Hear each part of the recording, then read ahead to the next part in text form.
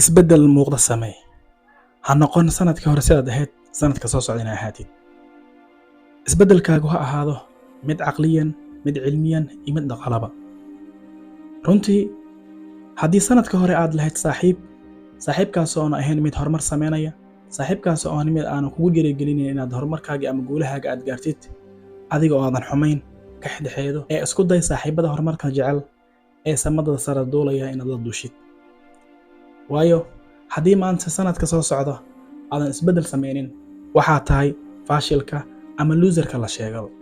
sidoo kale mar walba inaad xirfad aad korarsatid wax ka wanaagsan ma jirto. dunidu waxay haatan ku soo ekaatay wax weeyaan waa xirfad laga tagi wax kaleeto, laga tagi inaad meel aad la tagtid certificate la tagtid xalaas baan soo bartay PhD baan wataa digrigaas baan wataa waa laga tagay.